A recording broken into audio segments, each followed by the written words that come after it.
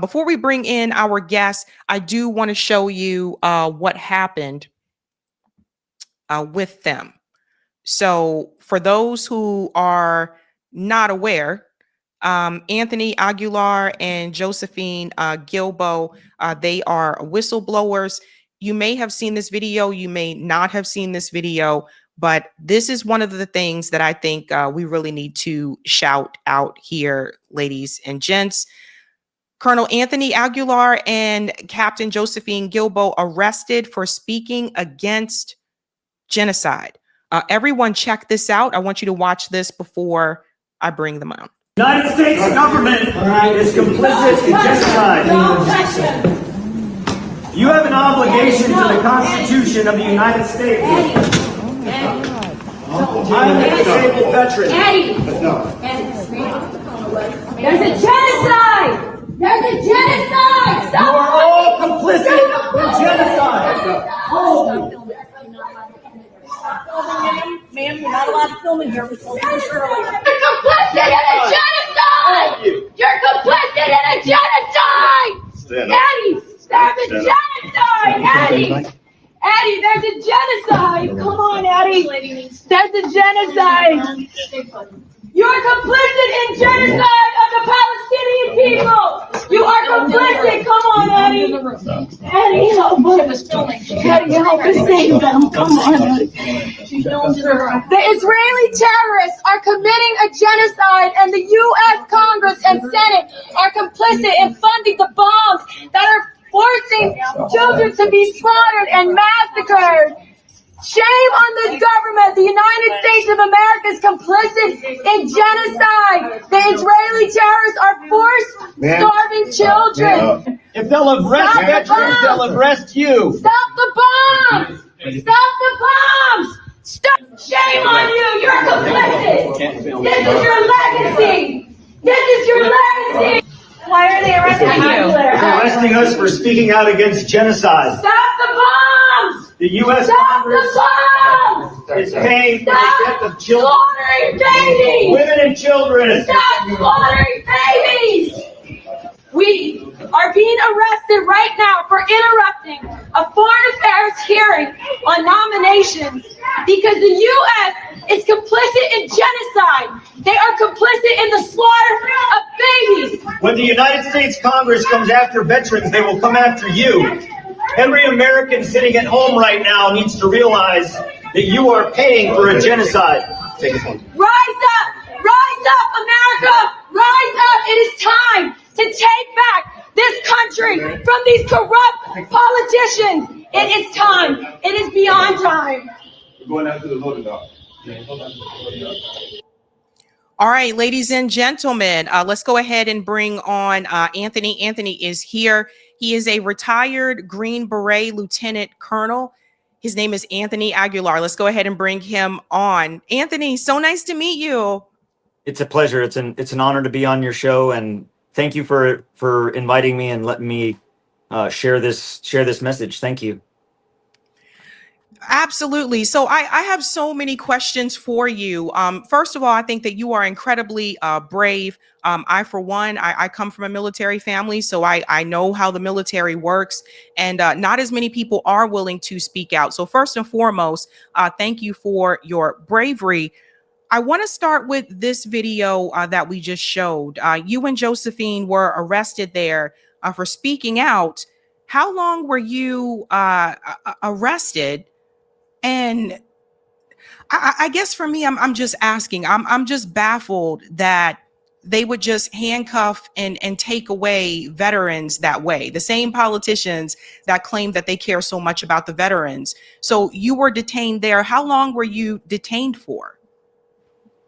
It was a few hours. Once we were in the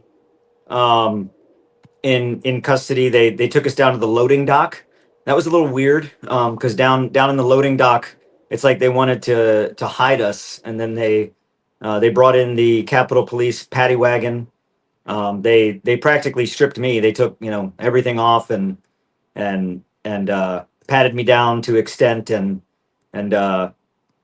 then put me. They put Josephine and I in the paddy wagon, and took us to the Capitol jail.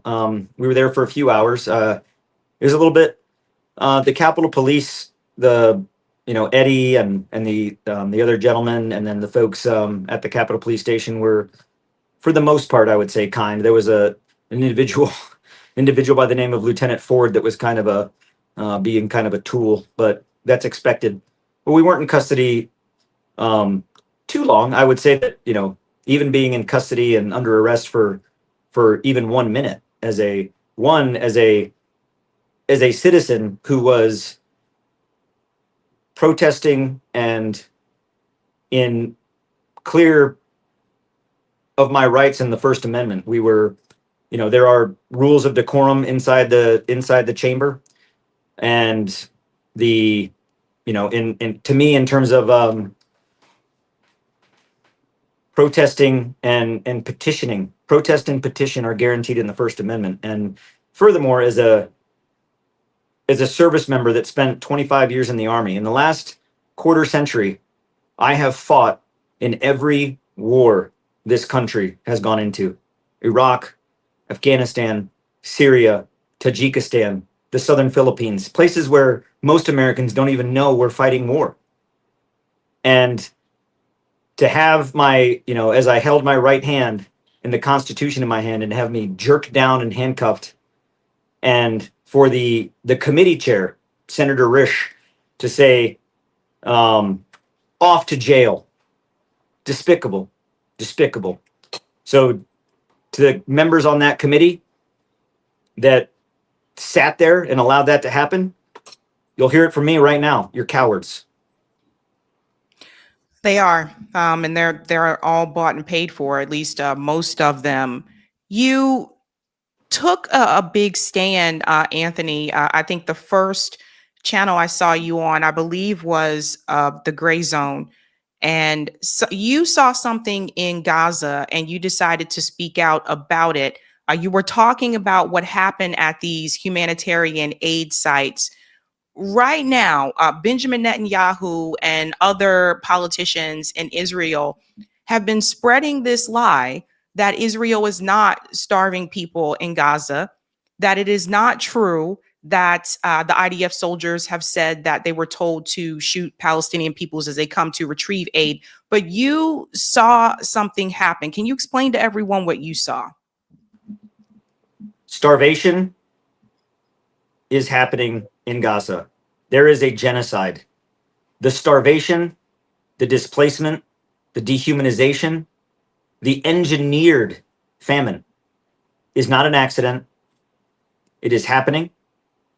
And the United States, through the Gaza Humanitarian Foundation, is a complicit tool in the engineering of this genocide. This is an engineered genocide. What I saw in Gaza could be described as nothing more than an absolute departure from every humanitarian principle. As I've said, I deployed to wars in war zones that I thought I had seen the worst. When we pushed through Raqqa and we were in Baghouz Fakhani and ISIS surrendered, I thought that was the worst that I'd see. In Mosul, in Fallujah, I thought that was the worst that I'd see. When I went into Gaza, what I witnessed made me sick. There's no words to even describe it other than inhumane, an apocalypse, a dystopian apocalypse, man-made. I saw starving children, women and children that were starving, providing them very little food, and then they had to beg for their rations, beg for the food, and even then there wasn't enough, providing them no water. That was all by design. The Gaza Humanitarian Foundation designed that process through a contract with the Israeli government that the United States tax dollar is paying for. In Gaza, on an event, on an incident, I shared a moment, an engagement with a young boy. His name was Amir. And to the Gaza Humanitarian Foundation that lately has come out with a press conference refuting that, shame on you. To the Gaza Humanitarian Foundation, you're cowards. You're absolute cowards. Hiding behind corporate, hiding behind PR firms, won't talk to me. I offered. Won't talk to me. Won't release footage, won't release the information. Just lies, lies, lies. The young boy that I saw on site number 3, secure distribution site, or SDS 3, was in the south, but near southern Khan Yunis. This young boy, whose father had been killed in an airstrike, they were at home, and their home was hit by a bomb that the United States provided, indiscriminately dropped, killed his father, separated from his family, and moved to the Khan Yunis UN displacement camp, where a family took him in. On that day, he was on that site with his uncle. On his way to that site, he was separated from his uncle, one of his only family remaining, and of a family that took him in, mind you, because the crowd was shot at by machine gun fire from the Markava tank, and the crowd was scattered, and he was separated. And when he got to the site, he had no parents, he had no family, an 8-year-old boy. I know he was 8, or excuse me, an 8-year-old boy, and I know he was 8 years old because I spoke to his mother. I spoke to his remaining family, those that were looking for him, that hadn't seen him. Since my picture posted when I told his story, his biological mother hadn't seen him since and had been looking for him, and was finally able to identify that someone had seen him alive in the last few months. When that boy and I exchanged the conversation, in the videos and pictures, there's a contractor that's standing next to me. And Amir walked up to us and he kissed the contractor's hand standing next to me. He turned toward me, and if those of you have seen the video and the pictures, he's carrying these food items in his hand. He doesn't have a box of food. He doesn't have a meal. We're not feeding him a meal. Scraps that this young boy picked up, who walked 10, maybe 12 kilometers with no shoes. And he wanted to thank us. He wanted to tell us thank you. And he said, I'm very hungry, and thank you, shukran, or thank you in Arabic. And he was sincerely grateful. And he kissed my hand, and I placed my hand on his shoulder and talked to him, and just, basically telling him that, and really most of the Palestinians, under the severe conditions they're under, they are hopeful, grateful. The willpower amongst the Palestinians and their will to live is incredibly inspiring. And this young boy said, thank you. And I had said, it's time to go now. It's time to go, because the IDF, the Israeli Defense Forces, control the sites. They tell us when to open, when to close. And they told us over the radio that the Palestinians had to leave. So I told him to go home. And as he's leaving with the crowd and they exit the site, which is corroborated by the IDF actually saying it too, that they shoot at the sites, they shoot at the civilians. The video from the BBC showing Palestinians ducking in the dirt and ducking for cover as bullets from a Markava tank machine gun fly into them. That image you see in that BBC interview is the intersection of the road out of secure distribution site 3 as it intersects the Mirag corridor. Exactly where Amir and others with him were gunned down. And that young boy, like many, many, many, many more, thousands, have been killed indiscriminately. Under what sin did they commit? Because they came to get food, because they were a nuisance, because they ventured too far off a road. This is the reality in Gaza. And the United States is a part of it. Yeah. I mean, this is the big thing. And I think that Israel is trying to do everything that they can to continue their PR, their plan here to try to convince people, because they've seen the polls. The polls are showing that Israel has lost support from Americans. The majority of Americans do not support Israel. And that is why I believe we're seeing Netanyahu do this podcast tour where he's going on to so-called independent media or YouTube media at this point in time. They're trying to rebuild their reputation, which is why I should say this is the only time I think I'll ever tell anybody, do not platform this person, because they are coming on to spread propaganda and paying some influencers to do so as well. The Gaza Humanitarian Foundation, I think sometimes when people hear the word humanitarian, they think, well, that should obviously be a good thing. What is it about the GHF? I know you said like they're a part of this. What are they doing? So first of all, the actual Gaza Humanitarian Foundation does not care about Gaza. They do nothing humanitarian, and they're not even a foundation. They're a shell company. They exist as this very hard to define, non-compliant, immune-like entity that has no accountability. Who are they? I don't know. Johnny Moore, a Christian Zionist, a spokesman named Chapin Fay, who gets angry at everybody and tells everybody they're liars. According to Chapin Fay, everybody's a liar. Doctors, surgeons, me, the IDF, everybody's a liar. Everybody's Hamas. It's the only thing that comes out of Chapin Fay's mouth. If it's raining, Hamas did it. He's a liar. He's a grifter. So the Gaza Humanitarian Foundation was established in the wake of the ceasefire ending in March and the stoppage, the complete blocking of UN aid going into Gaza. That wasn't an accident. That's not something that just happened because UNRWA or the UN couldn't do it.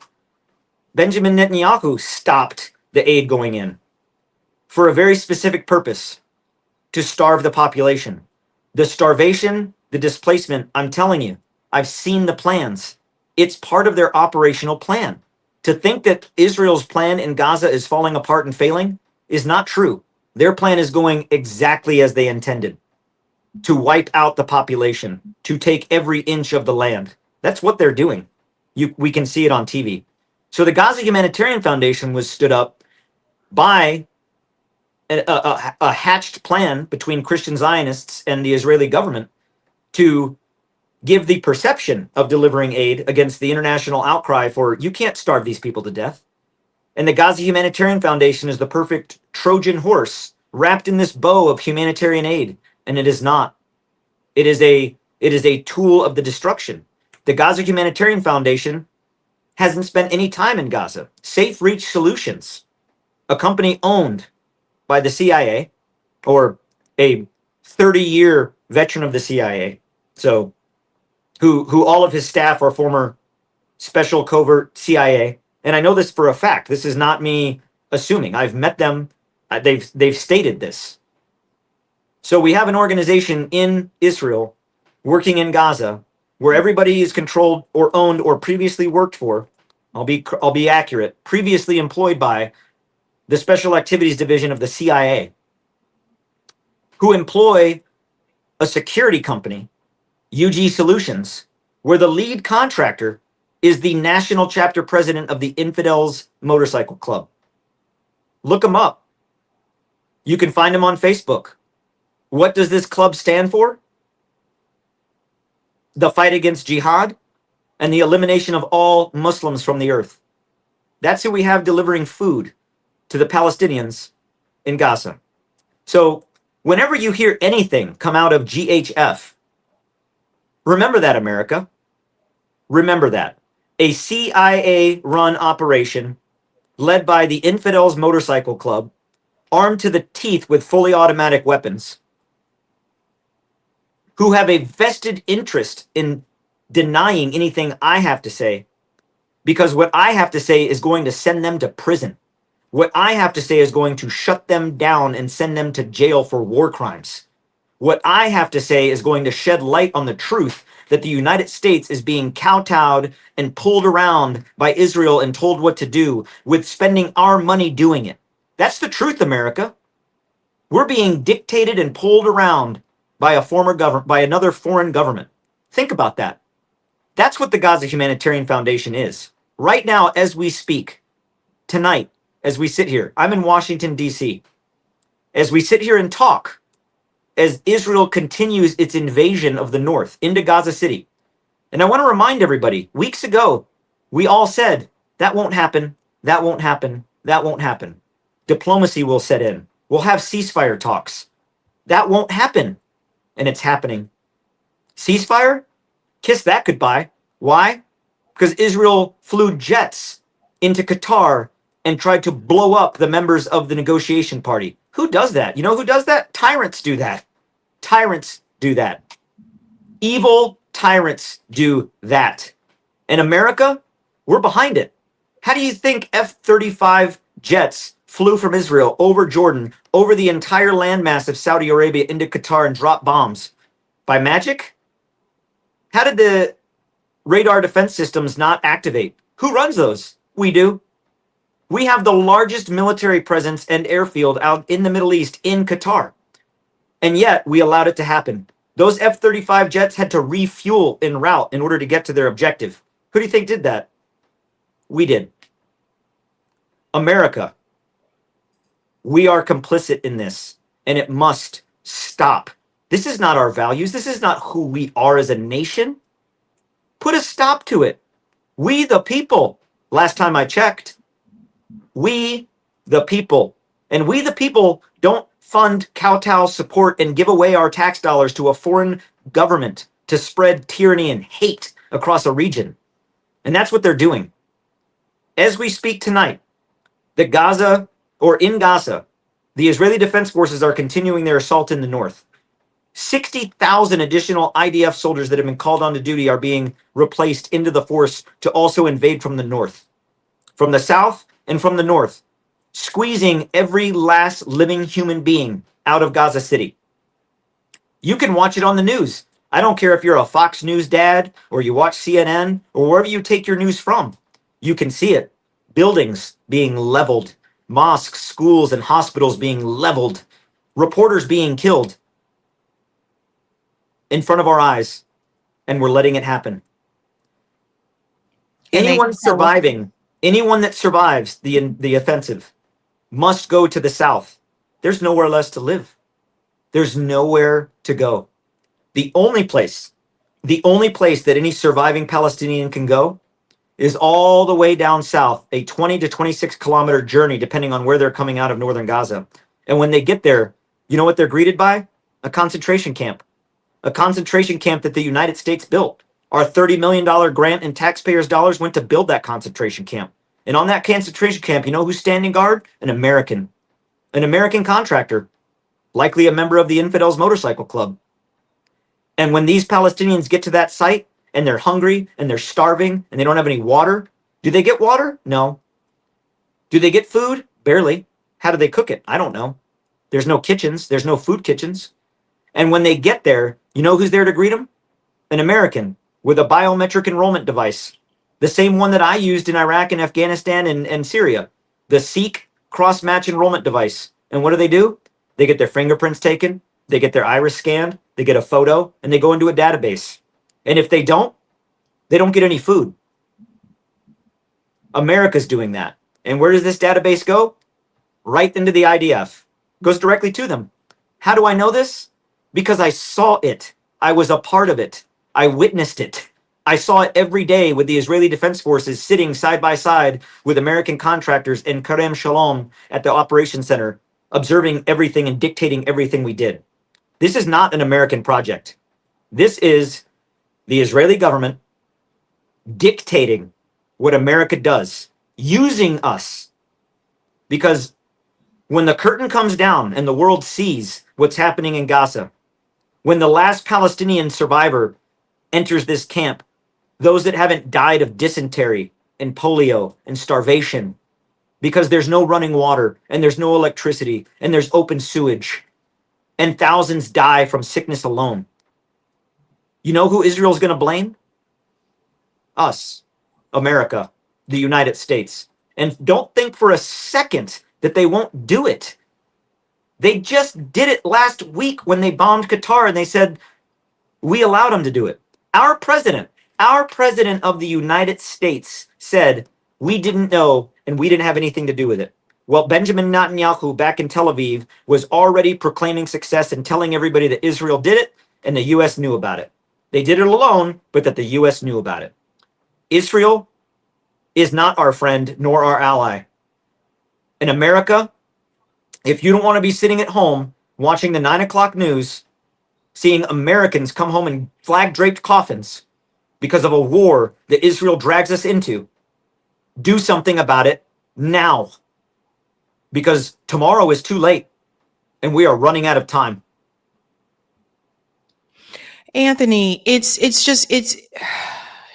crazy to me with the ceasefire talks. I stopped covering the ceasefire talks on this show because it's a joke. It's an absolute joke, and I feel like it's just something to, I guess, string like Americans or pro-Palestinian, supporters along into making you think that they're trying to come up with the resolution, something that is going to help the Palestinian people. But it's a joke, and I feel like this was decided a long time ago. And what's really sad about all of this is that because of religion, and I don't know how you feel about religion, but some people are using the religion excuse to say, well, the Bible says this, yada, yada. And I've debunked that on the show like multiple times before. But how do you get across, like, Anthony, I know you're traveling, you're talking to different people. How do you get this message across to people like the evangelical Christians? How do you get this message to them? Well, I'm doing my best to get it to them. Whether they'll listen or not, I don't know. And to be honest, some people may think that I've been living under a rock. Maybe I have. I have no social media. I mean, the last social media I had was MySpace, and I was the last guy. Tom was like, "Hey, man, I'm shutting down. You gotta. Sorry, you're not even a paid subscriber. You're a free subscriber. I can't afford it. You're the only dude on the platform." So I was like, "Man, Tom, it's been 10 years. Sorry." That was my last social media. I have nothing. I'm not looking for fame. I'm not writing a book. I don't like to write and I don't like to read. I, you know, when I retired from 25 years in service, I was working in the garden center at Lowe's and I loved it. My position on this and what I tell everybody is when someone, it was actually last week I was at a conference and someone asked me about Johnny Moore, the GHF CEO, saying he's a Christian Zionist. And I was like, hey, let's not call people names. Let's not be insulting. Like, I don't think we need to go. And they're like, that's not a name. That's what he is. And I was like, well, I think you're probably being judgmental. And they're like, no, like Christian Zionism is a thing. And I was like, what is it? Sorry, didn't know. So I looked into this and I started to realize, I was like, oh my God, what are we doing? How do we have Mike Huckabee as the ambassador of the United States to Israel and he's a Christian Zionist, is proclaiming the end of the world? Really? That's who we want in charge of American diplomacy? Come on now. We built our country on a separation of those ideals and those beliefs from that the citizens in this country can all have equal representation. That's who we have in our government? Mm-mm. That's not the America I know. So to the Christian Zionist and who it'll reach, the truth is they know the truth. The truth is a Christian Zionist knows that we are going to kill and remove every Palestinian from the land. They know that. It's part of the plan. So I don't know what to tell them other than, where's your humanity? What are we doing? When my whole position on this, when I first got home from Gaza and I first got back in the United States, I didn't seek the media. I went to Congress. My first stop was the office of Senator Van Hollen, Senator Bernie Sanders, any congressman that would take me. And it wasn't just Democrats, it was Republicans and Democrats that I talked to. And one thing they could all agree on, can we all just agree that we just don't starve and murder babies? Can we just agree with that? Can we start there? As a human race, as a country, as a world, can we start there? Christian Zionists won't even meet you there. Oh no. Starving and killing babies is okay as long as it meets the objective. And that doesn't sit well with me. It's not something I can accept. How do you deal with, since you're back in the States, has anyone tried to harass you, Anthony? Do you have protection? I'm a little concerned. Like, are you protected? Has anybody tried to come after you because of the information that you're putting out there? I have been threatened, many fronts. What's interesting to me is that the recent revelation in a BBC article that I believe came out, it's either yesterday or the day before. I'm not sure. I don't. But it basically was an expose on the Infidels Motorcycle Club and their connection to UG Solutions and Safe Reach Solutions and the Gaza Humanitarian Foundation. That story did not come from me. I did not release that story. I'm not even mentioned in it. Like that, when that hit, I was like, wow, that doesn't look good. But yeah, I've been threatened by members of the Infidels Motorcycle Club. I've been threatened by individuals that say that I'm a Hamas supporter, and I would like everybody to know I do not condone nor do I support Hamas or violence in any way. Um, that's the rhetoric of of Israel. Why are we repeating Israel's rhetoric? Why are we repeating things like, I will tell everybody right now, anybody, here I am. I'll meet you on the high ground. If you want to talk to me about patriotism, if you want to talk to me about sacrifice, if you want to talk to me about putting one's life on the line for our country, I've written a blank check to this country every time I've deployed to combat. I've been shot in combat. I've been shot fighting America's wars. I have had brothers and sisters die in my arms fighting in America's wars. You want to call me not a patriot? I'd say you're a coward. Here I am. Talk to me. When the Gaza Humanitarian Foundation wants to call me a liar, they won't take my calls. They won't respond to my emails. They won't accept my invitations to meet me on podcast to talk. The only media outlet that the GHF will go to is Fox News and MSNBC. Well, awesome. That tells you enough, doesn't it? When they want to besmirch me and say things like, Aguilar's a liar, the boy he claimed is Amir is still alive. And then they put up photos of a child that doesn't even look like him. In fact, that exposes the Gaza Humanitarian Foundation's racist, bigoted attitudes of all Palestinian boys look alike. The picture of the boy they put up doesn't even look like Amir. It's like, it's laughable. It is laughable. The Gaza Humanitarian Foundation and Chapin Fay remind me of Baghdad Bob during the invasion of Iraq in 2003. This guy on the news with all the microphones around him. There are no Americans in Baghdad as the 3rd Infantry Division is blasting through downtown Baghdad. The Gaza Humanitarian Foundation, they are evil. They are corrupt.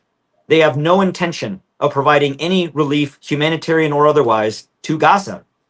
What is the Gaza Humanitarian Foundation? They are the pathfinders to claim land. Why are all of the sites that are in Gaza, in the south, over the most valuable real estate of once was Gaza? Rafah, rubble to the ground, where the rich minerals and oils and natural gas and the best positions along the beautiful Mediterranean Sea. And that's where Gaza, and that's where the GHF has planted its flag. There's no one there to feed. Why? Come on, America. The America that I grew up in and the America that I fought to defend doesn't put up with that bull. Anthony, are there other service members who share your same concerns? I often wonder. I mean, I know we've seen some that have spoken out. There was also a service member. He was in the Air Force. He self-immolated because Yeah. he did not support what was happening in Gaza. Are there other service members who share your same concerns, but they're afraid to speak out? Absolutely. Absolutely. There was a non-commissioned officer, a sergeant first class. He's been portrayed on social media. I don't want to say his name because I don't want to, uncomfortably out him, but he has been on social media. He's been on a few platforms that I've been on as well, who simply by social media posts of saying that, we shouldn't support Israel in a genocide. And he was, punished for that. Now under investigation by the Department of War. That's where we are now in this country. The Department of War is now investigating him for speaking out. It's atrocious. What I would remind everyone, and people get this wrong, for those that didn't serve, that are making comments about my service, shut up. Ain't got time for it. Don't want to hear it.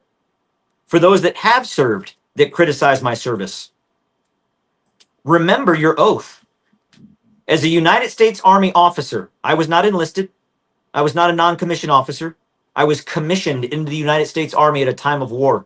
And as a United States Army officer, When I raised my right hand and I swore an oath, I didn't swear an oath to the president. I didn't swear an oath to the Congress. I didn't swear an oath to a company. I didn't swear an oath to a political party. I didn't swear an oath to the officers appointed over me. I swore an oath to the Constitution of the United States of America, period. To defend it against all enemies, foreign and domestic. That's the oath I took. And that's the oath that I lived for 25 years. So if anybody wants to talk to me about understanding what patriotism is or speaking out against X, Y, or Z, you don't know what you're talking about.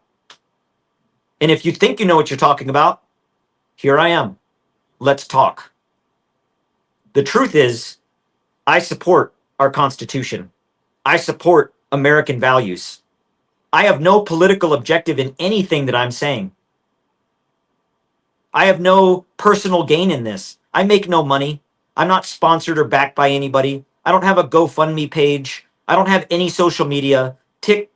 TikTok and followers or whatever the thing is called. I don't know. TikTok? I was just TikTok. corrected. TikTok, not TikTok. All these platforms, like I don't have any of these platforms. I don't care what anyone's opinion or what anyone thinks about me other than the fact that I have to live with myself. I can't turn a blind eye to genocide.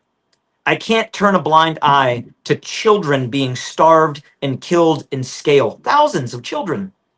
I can't turn a blind eye to that. And I can't turn my back on our values. So for anybody that wants to call me names or label me a certain way, go ahead. I don't care. I'm not left. I'm not right. I'm not down. I'm not blue or red. I'm not this or that. I'm none of that. I'm an American. And man, I believe in our values. And I believe in we the people and having a voice and having a voice in how our taxpayers' dollars are spent.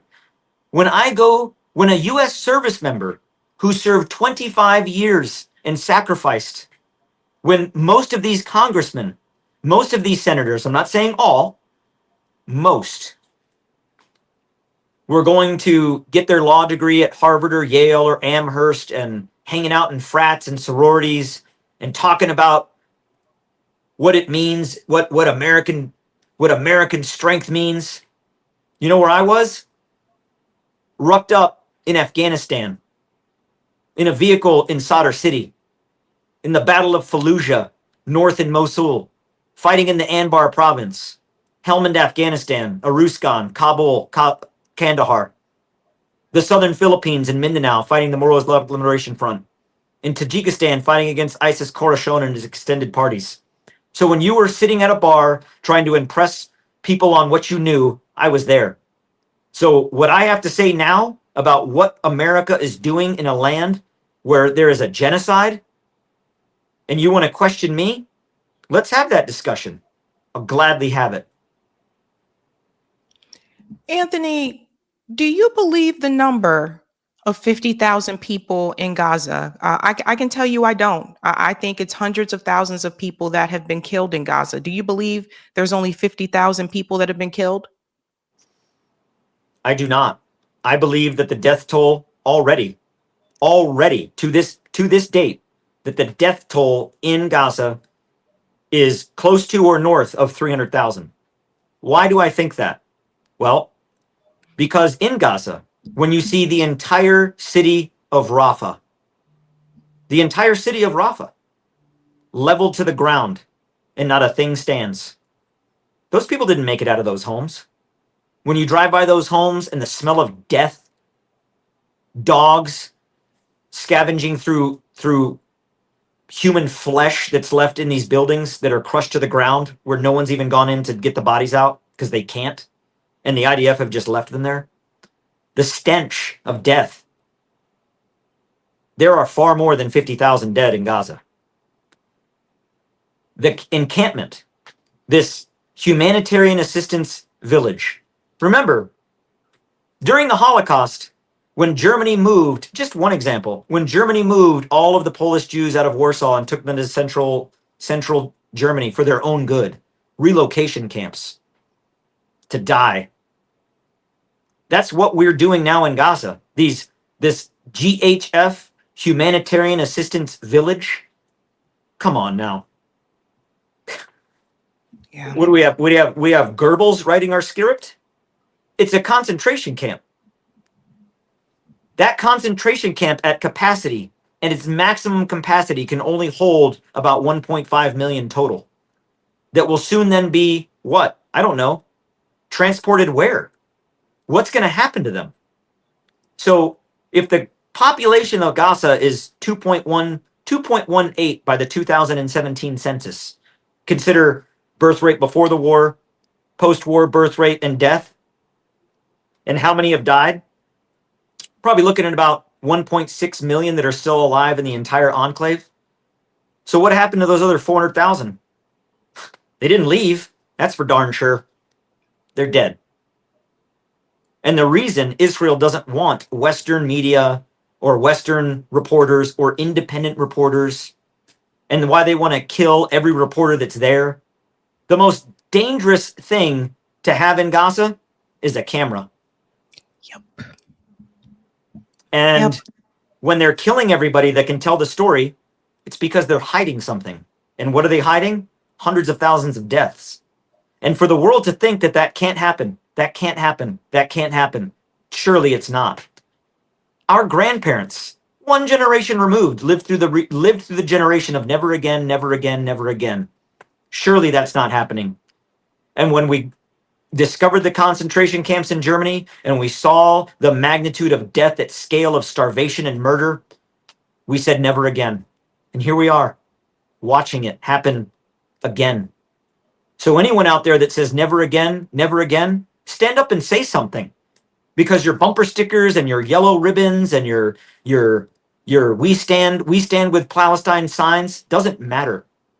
I will tell everybody right now on the record, and I will state it,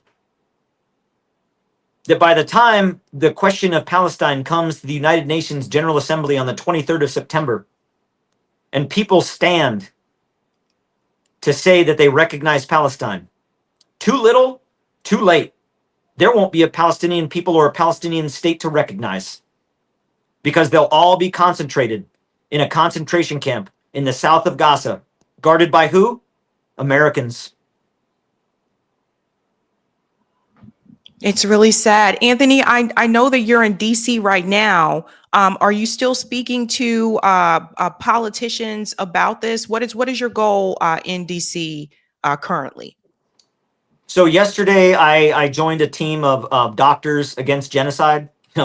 While we were there, we were waiting in the main lobby, and the Doctors Against Genocide, excuse me, they were wearing their lab coats. They're all professionals, doctors, experts in their field. I'm honored that they allowed me to join them in delivering this message on House Resolution Block the Bombs, a House Resolution to protect healthcare workers in Gaza. Can you imagine that? We're at a time in our life where we have to have an organization called Doctors Against Genocide. We have to have an organization called Taxpayers Against Genocide. Why? Because it's happening. That's the world we're in right now. And while we were there in the Capitol, another doctor a lawyer that's working for another advocacy type organization come up and said, "Oh, Doctors Against Genocide. Like, wow, it's shocking that we even have to have that." Yeah, it is. So my objective that day was to go with them to press lawmakers to support and stand up for House Resolution Block the Bombs, House Resolution to protect healthcare workers in Gaza, and a House Resolution to stop the Gaza Humanitarian Foundation immediately and reinstate the United Nations and UNRWA. Why is the United Nations and UNRWA not allowed to go in and service 400 distribution sites and feed people? Well, the reason they were stopped back in March was because all of the food is going to Hamas. Well, since then, it's been over a month now since the United States, through USAID and the State Department, through Israel themselves, Israel's own investigative agencies, Western nations, the UN, UNRWA, have all said there is no evidence that Hamas was stealing all of the food. And yet they still can't go in. Why? questions that should be asked. Americans need to ask these questions, demand. And what I will say to every American, does it affect you at home? It sure does. Whether you're Bob and Barbara out in California or Fred and Franny down in South Florida, it affects you, because when accountability comes, the world's going to look to us. And if you think your blue passport is going to get you anywhere in this world, think again. No one's going to want us. We're going to be a pariah state right along with Israel. This is true. This is true. These are things that people need to hear. Anthony, thank you. Thank you so much for your time. What Thank do you you. have coming up? Any appearances you have coming up? Monday, I'll be in New York City supporting the UN demand for the I'm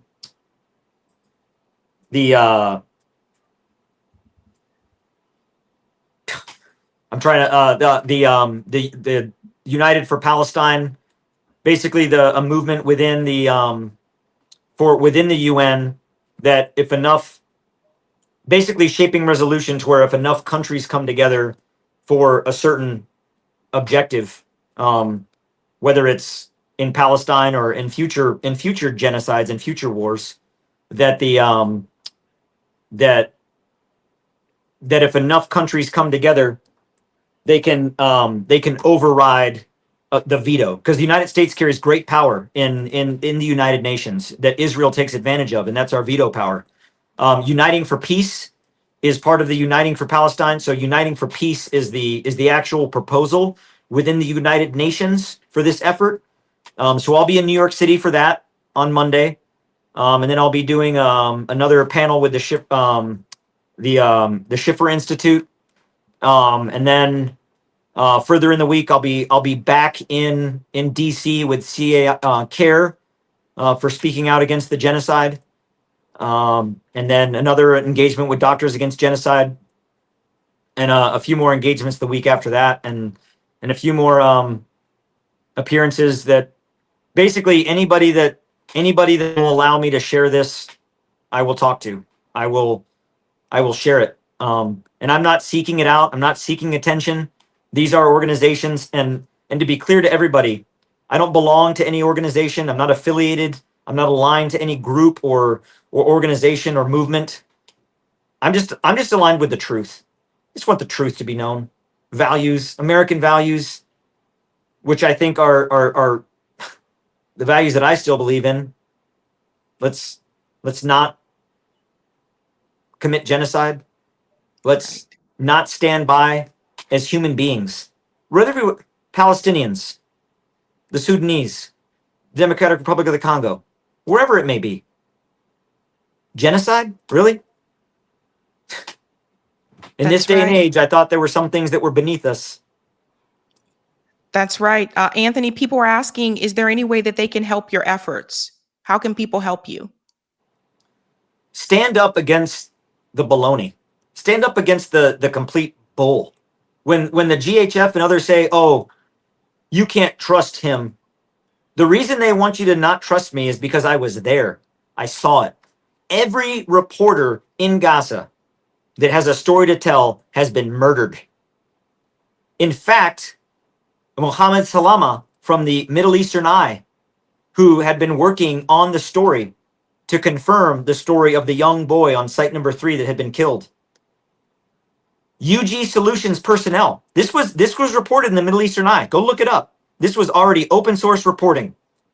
UG Solutions personnel detained this reporter's source and interrogated him at a distribution site, demanding to know where Mohammed Salama was. And the next day, you know what happened to him? Double tap, Nasser Hospital.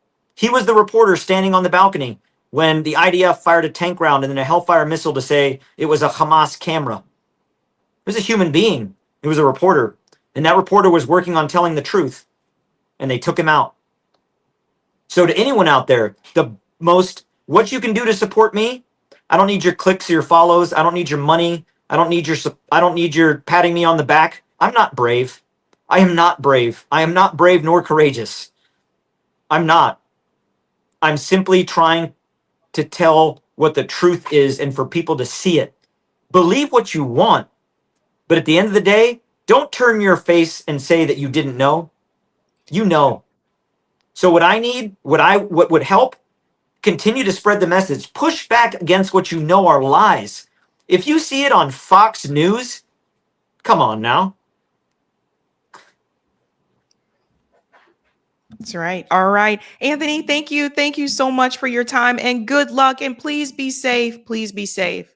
Thank you. And thank you for your voice. And thank you for your platform. Thank you for your courage. Thank you for continuing to speak out for the truth. You know, I believe your platform and you, it's the truth. The truth should not be controversial. You're right. Thank you so much. Thank you. Hey guys, this was a Sabby clip. If you like what you saw, hit that like button and subscribe.